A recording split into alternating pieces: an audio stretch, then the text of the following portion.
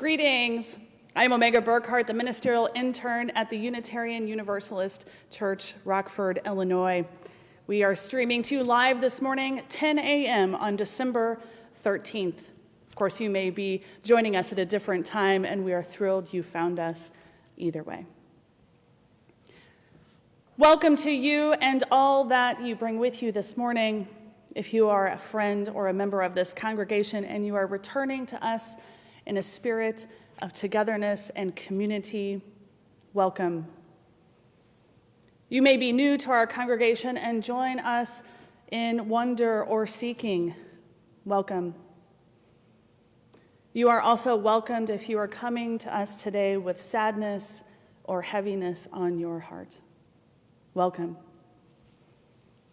If you join us today because you are in need of worship, perhaps you're coming to us from a different Unitarian Universalist congregation, a different denomination, or no congregational home at all, you are especially welcome here. Whoever you are and whatever you bring with you today, welcome. As always, I am pleased to be a part of this dedicated worship team. Tim Anderson, our colleague in worship and the music director here at the church, will be playing for us today. Autumn Powell, our office manager, is running the technology for us.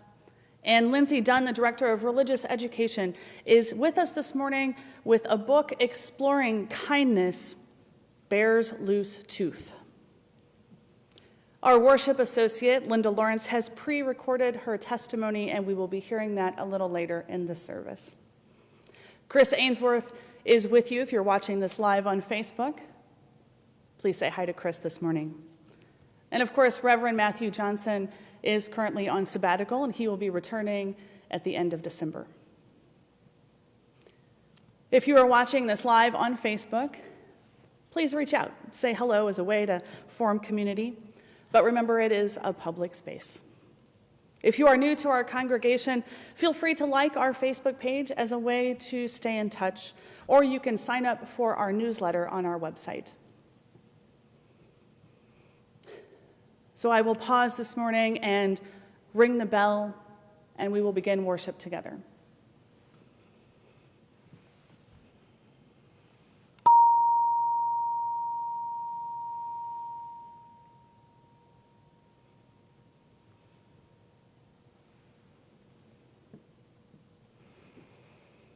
Let us rise in body or spirit, and we will begin by singing the hymn of the month, Filled with Loving Kindness. It's 1031 in your teal hymnal.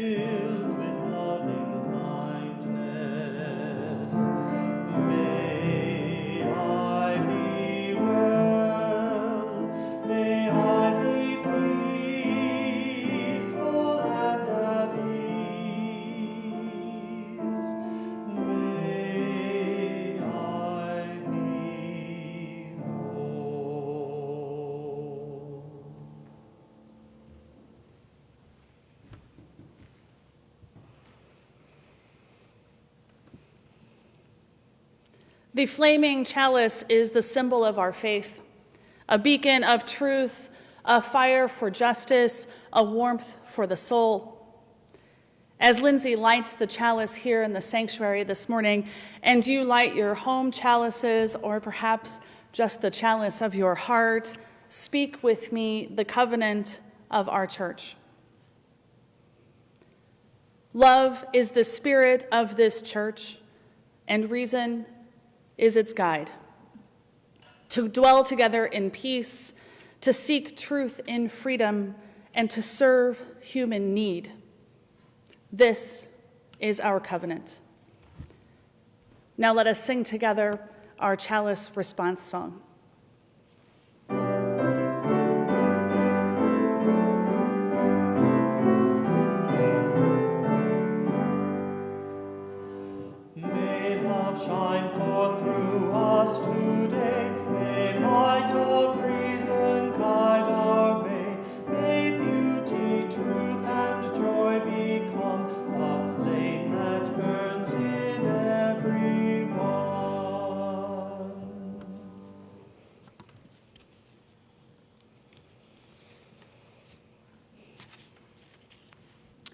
With all of this apocalypse talk, writes Buddhist teacher Lama Rod Owens, with all of this apocalypse talk, people think it's about the end of the world. It's not about the end of the world. It's about the end of a way of thinking, a way of believing, and that's painful to let go of. As we enter today, the middle part of December, there is a deepening darkness around us. The days have grown very short. The weather has shifted more wintry.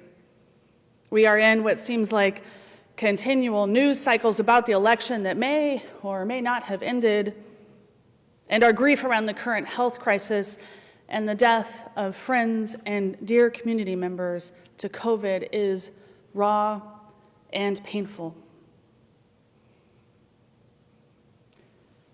So much to hold, and we are holding it, and we will continue to hold it. What we must also hold onto is love and the support of our communities and the small kindnesses we can do for ourselves and each other. When we talk about kindness today, kindness being the theme of the month for December, I want to think about kindness not as niceness, not as the absence of anger or grief or hiding from the gritty reality. Instead, I want to consider what kindness looks like when we are in pain. When we have a circle of friends like Bear does, when we read the story in a little while, when we have a circle of friends who help us confront our pain and our grief. What kindness looks like when we have to lean on each other for support. Because we are on shifting sands, dear ones, and it probably is the end of the world as we know it. Dare we imagine what will a new beginning look like after the apocalypse?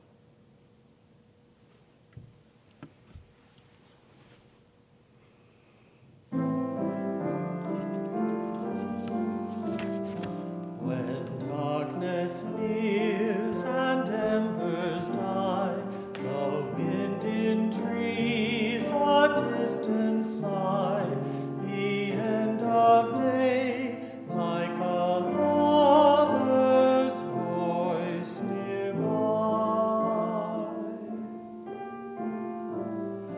The night draws close, a fond embrace, the heart then slows its frantic pace, and fear drifts off as a calm breath takes its place.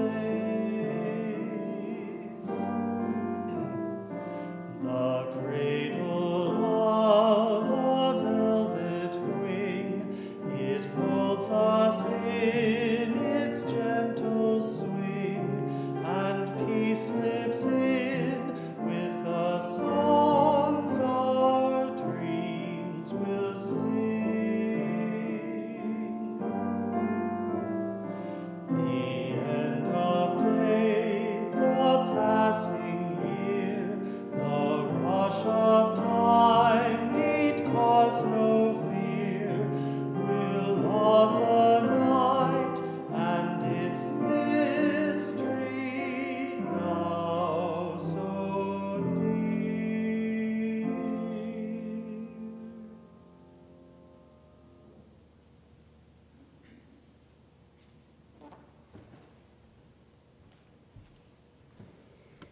Good morning. I'm Lindsay, and I'm the Director of Religious Education here at the church.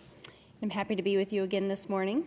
Our story this morning is Bear's Loose Tooth by Karma Wilson. From a cave in the forest came a munch, munch, munch, as Bear and his friends all nibbled on their lunch.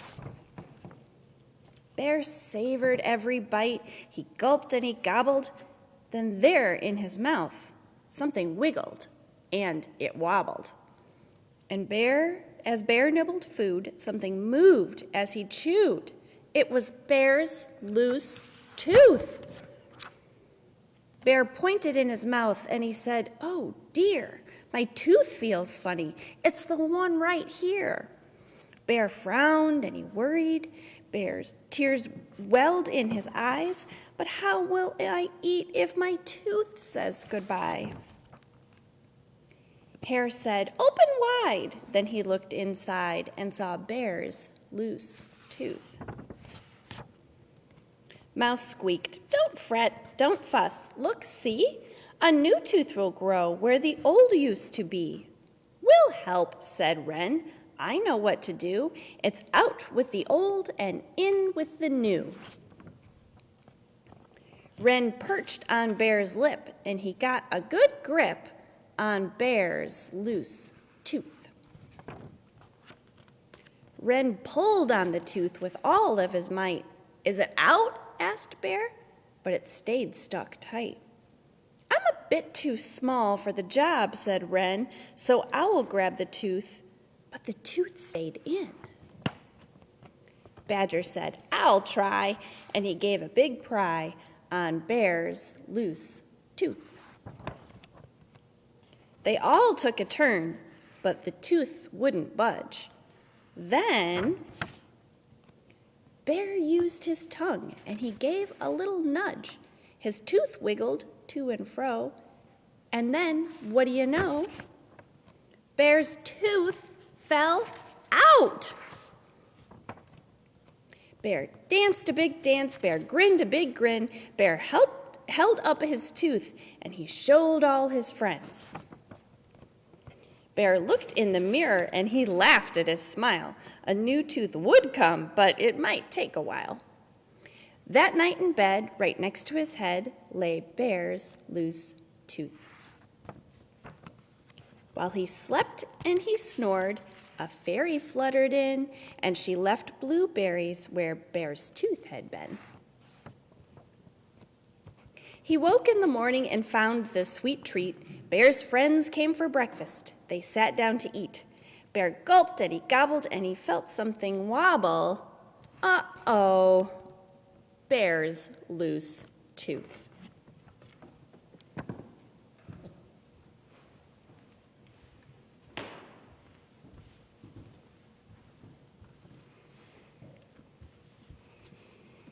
We will continue to worship online for the foreseeable future. We do have some upcoming events, so you can check those out in our newsletter or on social media.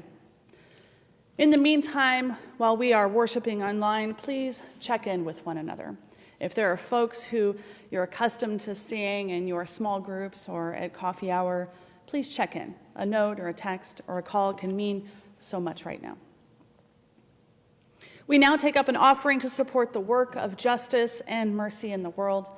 80% of what is collected today will go to the Winnebago County CASA, Court-Appointed Special Advocates, a nonprofit volunteer organization that advocates for the best interests of children within the juvenile abuse and neglect court system. Its existence is based on the belief that every child has the right to thrive in a safe and permanent home. Thank you for your generosity. You can give online by texting the number on your screen or by going to www.uurockford.org/donate. Be sure to select Share the Plate. Also, if you are in the habit of making your gifts toward the operating budget, your annual pledge, or on Sundays in person, you can make that gift online or by sending a check to the church. The offering will now be given and received.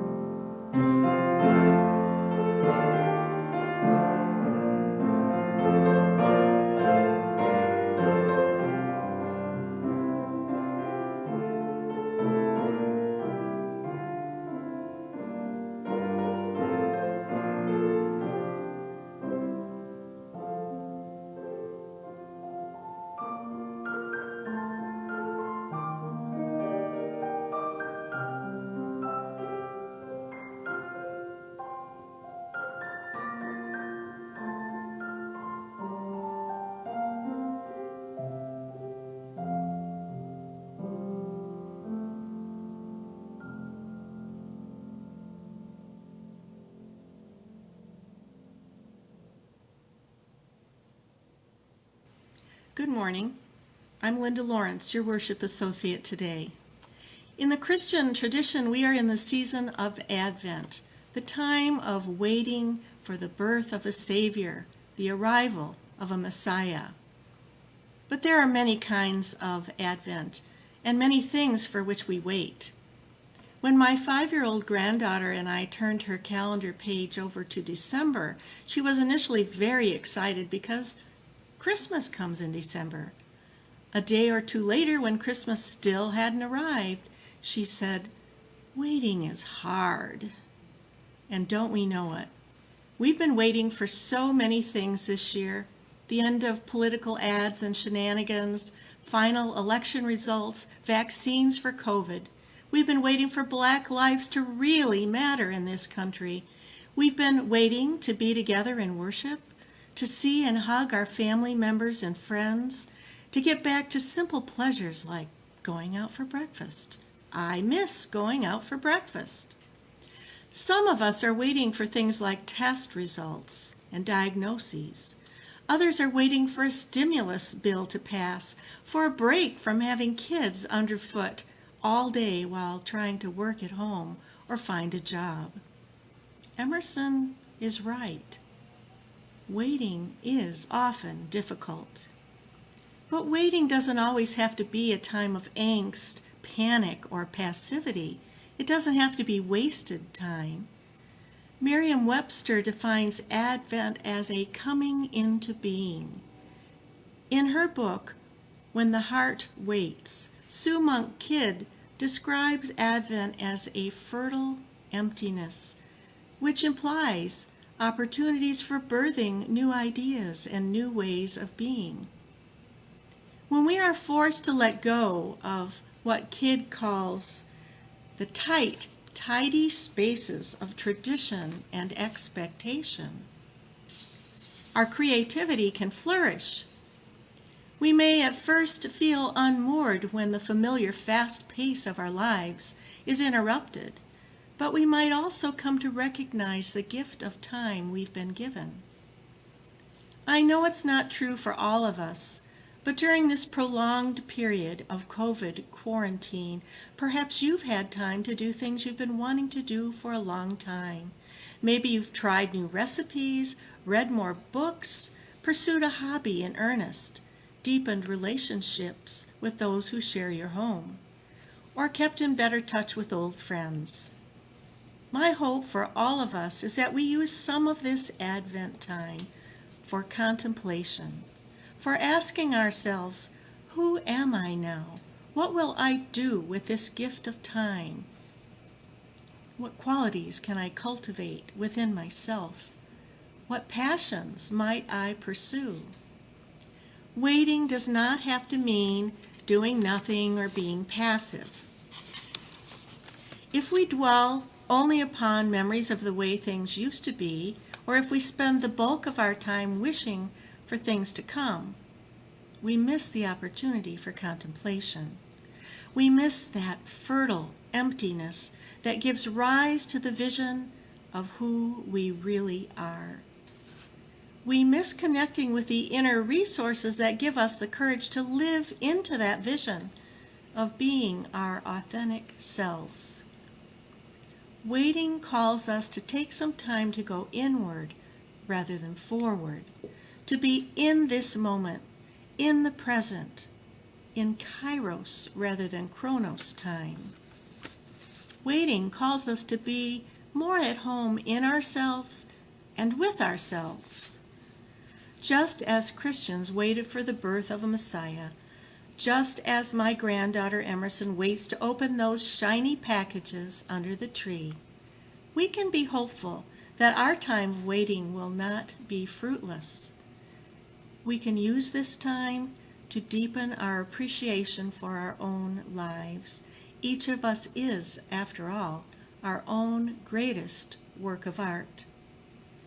Using Advent as a time to grow our souls, so to speak, is one of the greatest and kindest gifts we can give ourselves. May it be so.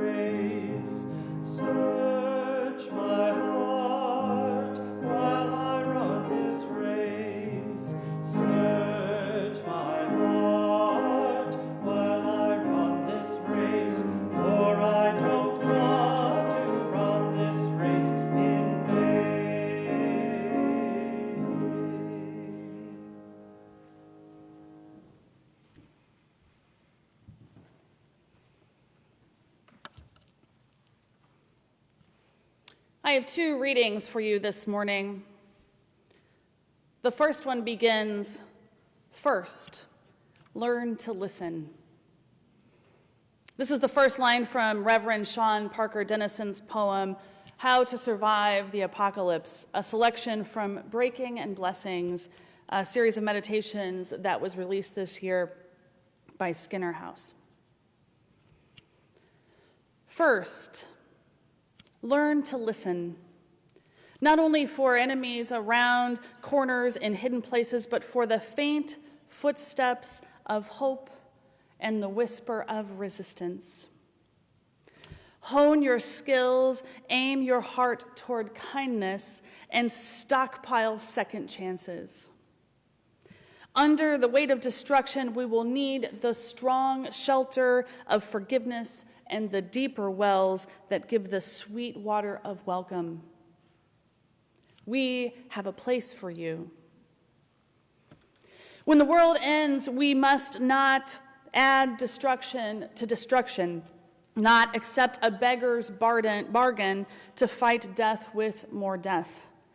In order to survive the apocalypse, any apocalypse at all, we have to give up the counterfeit currency of self-sufficiency, the mistaken addiction to competition, the lie that the last to die has somehow survived.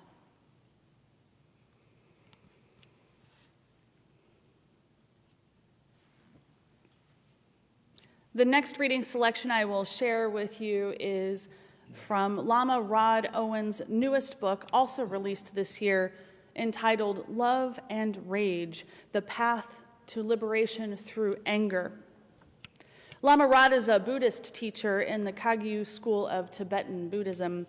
His practice and writings center the experience of being a Black queer man, and his teachings compel us to confront pain and anger and systemic oppression through Buddhism. He offers the following as rituals of resistance, resilience, and sustainability. I invite you in this moment into a spirit of meditation or prayerfulness as I read these words. Hear in them that self-kindness is its own survival ritual. What is one act of self-kindness you can do today to affirm yourself in this difficult time? Lama Rod Owen's words. Rise early in the morning, hear the stillness of morning, what you can't hear anytime else. If you cannot or choose not to speak, go in silence. Think of those who have always loved you, reflect on their love, imagine that your silence is saturated with their love. Remember those who have cared for you, who have worked for your happiness, and give rise to gratitude for them. Remember those who came before you and helped you to be alive now. Ask them to abide with you. Call them ancestors. Believe that you are never alone. Cry, dry your tears, then continue. Repeat if necessary. When you are tired, rest. When hungry, eat. When thirsty, drink. If possible, do this and think you are taking rest, food, and drink, not just for yourself, but for others who cannot. If you choose to make love, surrender to lovers who can also make love to your pain. Create energetic barriers by imagining a wall of light around you that keeps the darkness of negativity from touching you. Avoid people who do not want to do the work of sustainability. Avoid people who intentionally keep you from practicing sustainability.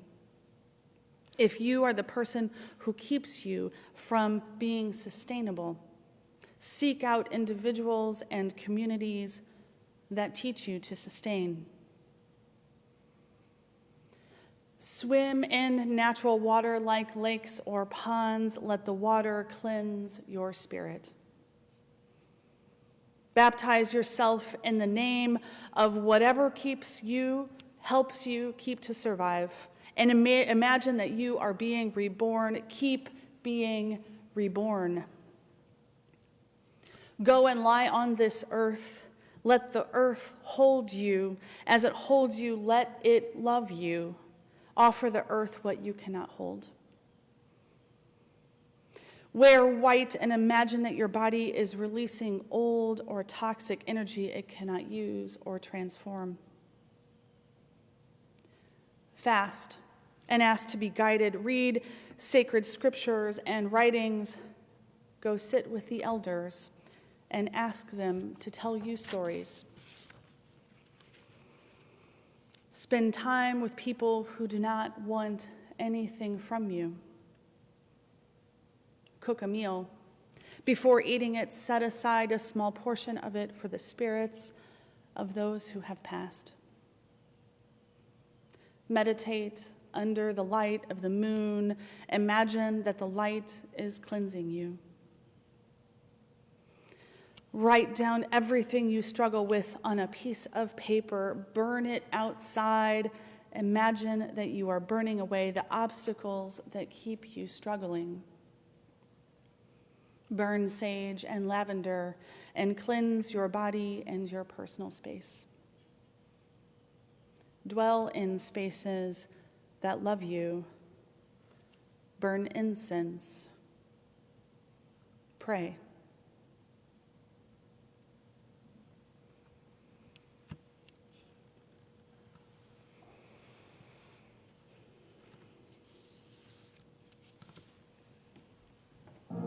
Get ready, get ready. Now people get ready, get ready, get ready, get ready. Now people get ready, get ready. People get ready. There's a train a-coming.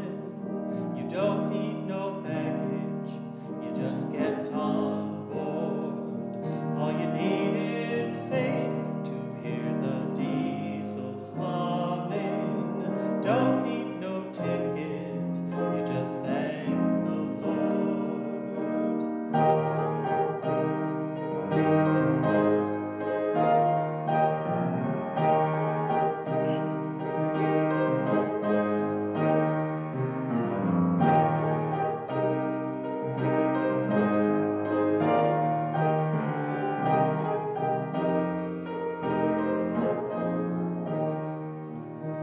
People get ready for the train to Jordan, picking up passengers from coast to coast.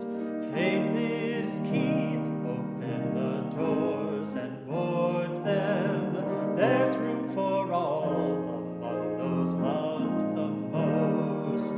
Get ready, get ready. Now people get ready, get ready, get ready, get ready. Now people get ready, get ready. There ain't no room for the hopeless sinner who would hurt all mankind just to save his own. Have pity on those whose chances are thinner, 'cause there's no hiding place from the kingdom's throne. So people get ready.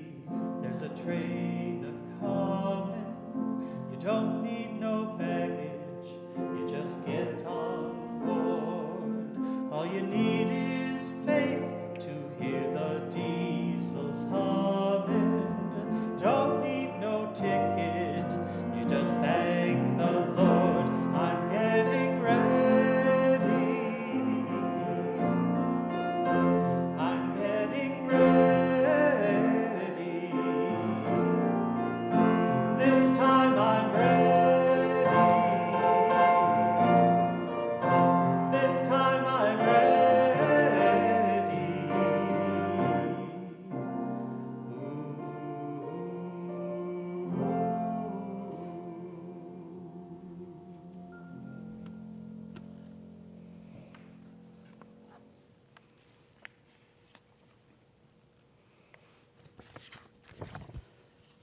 A few weeks ago, sometime after the elections and before the second round of pandemic lockdowns, while doom scrolling through my various news feeds and social media accounts, two very different items popped up within minutes. Now, this synchronicity, this serendipity caused me to pause in that curious mixture that only a year like 2020 can produce. Awe, tearfulness, a chagrined weariness bordering on despair, and the reactionary sarcasm. The first was an original poem by my colleague and friend, Laura Solomon. Her poem, Praise Song, begins like this. This is a song of praise. There is no singing or talk of God. This is the broken open praise, the searching for breath praise, the looking for something to still grieving this world, angry, righteous, passionate praise without object.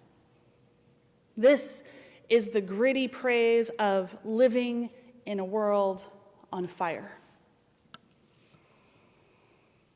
I hear in those words the determination of active joy amidst all of this uncertainty. This year has felt like a series of moments on fire, and still we must find a way to praise.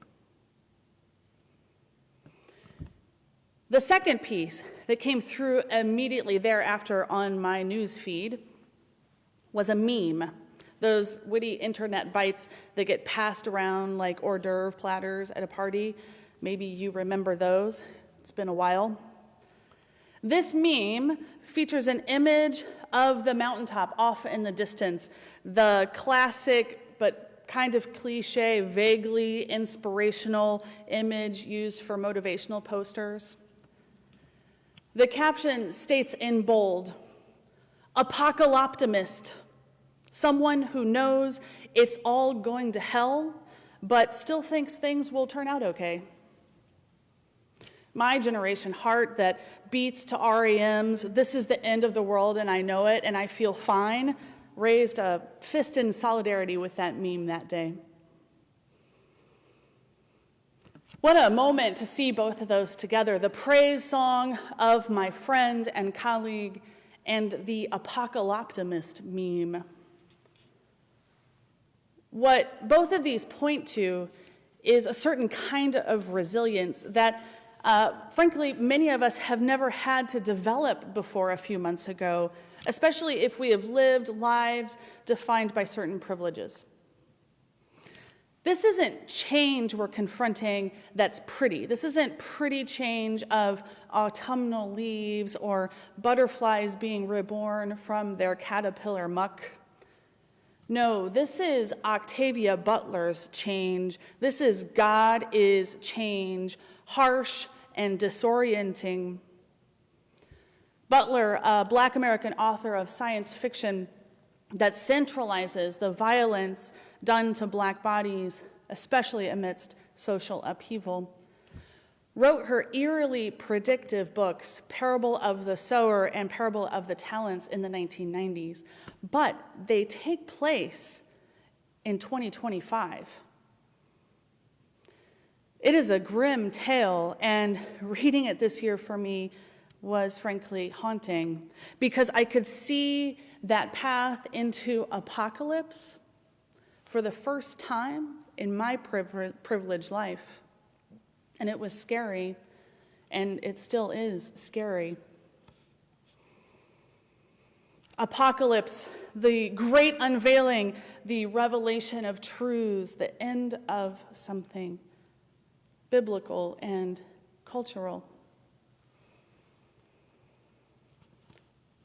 Laura Solomon's poem continues, "But this is a praise song. We stand tiptoe on the precipice, devastated and afraid, hopeless, angry, frightened. We are lost and in denial. This is our country, and we its citizens, and there is no sugarcoating this. But this is a praise song. We live with this gorgeous improbability of a world knowing tomorrow will come, and it will not comfort us." Apocalypse, the great unveiling, the revelation of truths.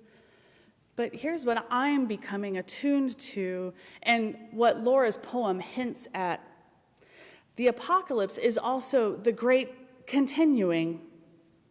The improbability of continuing, not finding comfort in tomorrow per se, but continuing on in search of new truths that are complex and rich. And that's a lot to take on by ourselves. If we don't have joy and resilience that we derive from our communities. And look at how strong these communities are, these communities of communities, to use Paula Cole-Jones's term. Cole-Jones, coined this term to reference the power in our congregations. Large communities composed of smaller circles that help reinforce cultural strength and empowerment, the opposite of individuality. Radical and unhealthy independence and exclusion. If we extrapolate that extreme individuality and separation is born of trauma, then the only way through this apocalypse, is communally together. I look at the smaller circles in our congregation, those who meet for touchstone groups, for example, and I see commitment to community despite being socially distant. Broadening the circle, I see you teachers and faculty and students who are learning how to build a boat even as it sails down the river. I praise my colleagues, ministers, lay leaders, religious leaders who are trying to figure out the technology that keeps us connected to the congregations we love and serve, even while managing events in our lives that would be traumatic without a pandemic and this election cycle. And you are doing all of these things too, in a world that is now more than ever defined by change and, oddly, waiting. So much has changed in this past year, and yet there is also the strangeness of waiting, the stillness of waiting, the anxiety of waiting for it to be over, the sense of waiting out all of this change so we can get back to normal, whatever normal was or will be. And this is a curious thing to do right now in December, the final month of 2020. This is the season of waiting. This is Advent for those who celebrate. This is the waiting for the birth and return of Christ. December marks the rebirth of so much. Even while we mourn and grieve this past apocalyptic year, We must take time to celebrate this rebirth. Next week, we will call back the sun, and our days will slowly become longer. Many of us right now are celebrating Hanukkah, the festival of the lights. And of course, later this month, many of us will celebrate Christmas. Even those among us who don't celebrate for religious reasons may find ourselves enjoying the secular trappings of the season by donning our homes in twinkling lights and celebrating with candles on our mantles. And then, of course, we will welcome a new year. The ultimate literal and symbolic turning of the page. So we wait, and we embrace this change. Apocalypse, the great unveiling, the revelation of truths, and also the great continuing. The improbability of continuing, not finding comfort in tomorrow per se, but continuing on in search of new truths that are both complex and rich. So this is the praise song, concludes Laura Solomon's poem. So this is the praise song of we who are not enough, we who deny our holy, we whose holy is denied, we divine ourselves. Bless the anger that keeps us here. From our feet, reach our hands, and glory our survival. We glory the possibility, glory our despair as we dance our grief. We praise our hands, our movement, our breath. We praise our grounding, our thinking, and our flying. We praise our resisting, our weeping, our not alone in this fiery, bitter, holied here.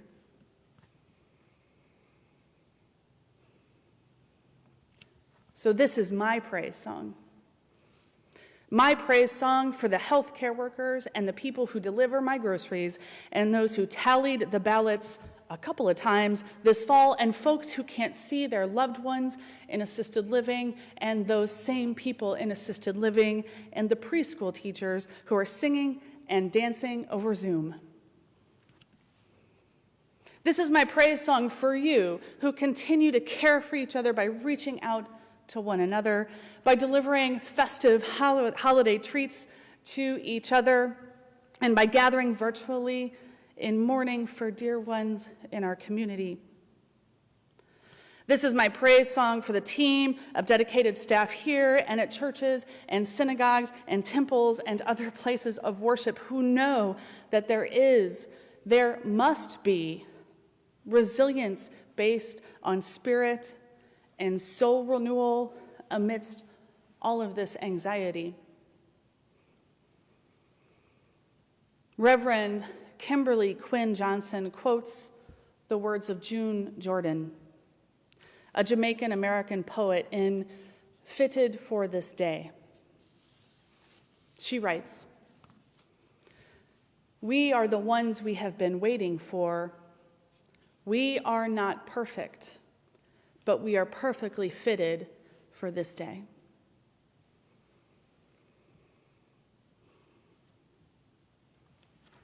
The apocalypse waits for no one. We are the ones we have been waiting for because we only have each other to save ourselves.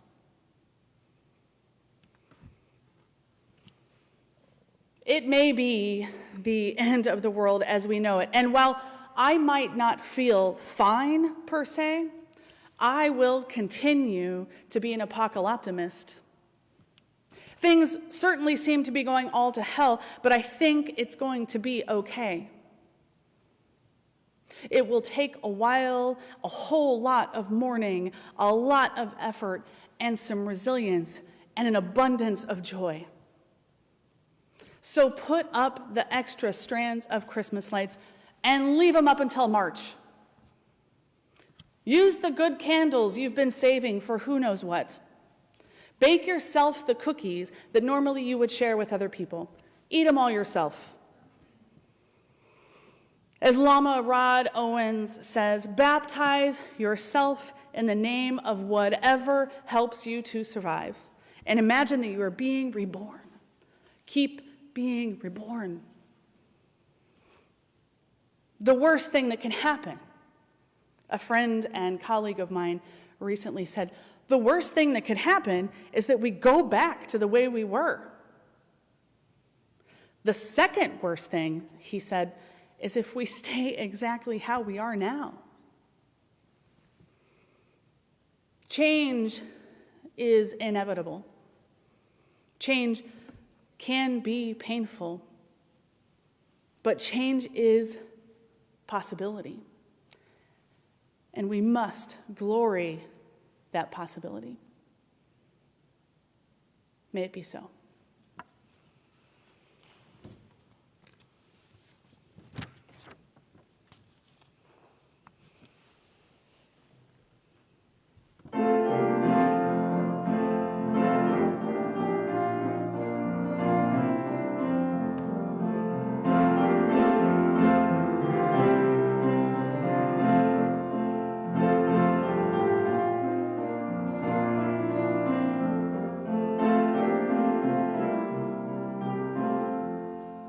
Sometimes in our lives, we all have pain, we all have sorrow.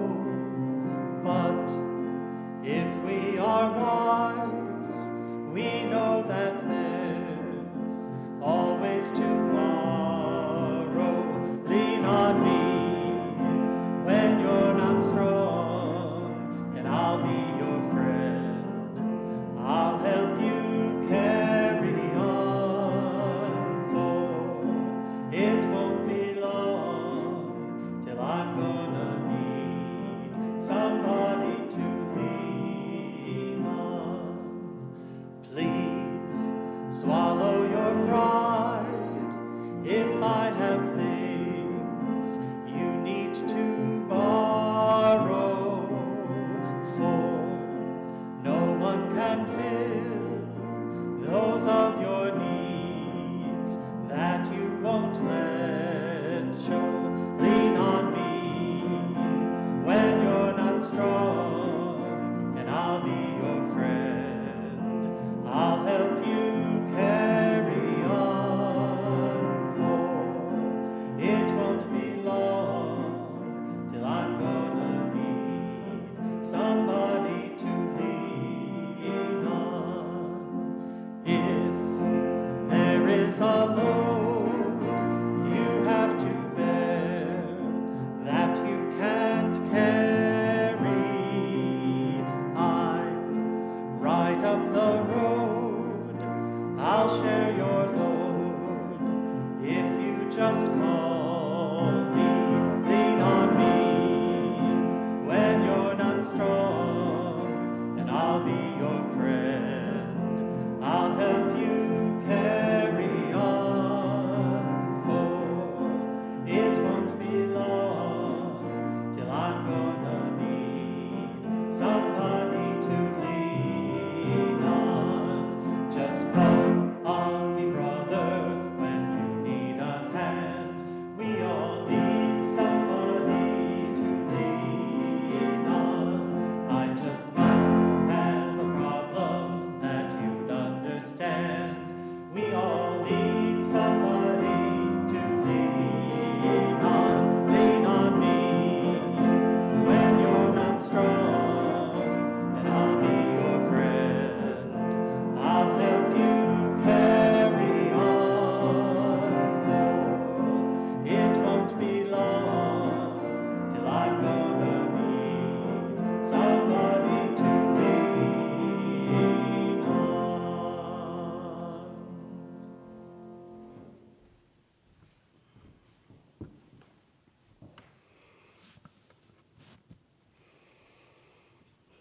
Lindsay will extinguish the chalice this morning here in our sanctuary but not the light of truth, the warmth of our community, or the fire of commitment. These we carry with us until we are together again. In the manner of a benediction, I'm going to reread the final part of Laura Solomon's poem, Praise Song. So this is the praise song of we who are not enough, we who deny our holy, we whose holy is denied, we divine ourselves. Bless the anger that keeps us here, firms our feet, reach out our hands, and glory our survival. We glory the possibility. We glory our despair as we dance our grief. We praise our hands, our movement, our breath. We praise our grounding and our thinking and our flying. We praise our resisting and our weeping, our not alone in this fiery, bitter, holied here. We are not alone in this, dear ones. We, you, and I are not alone in this. In love, benite sea. Amen.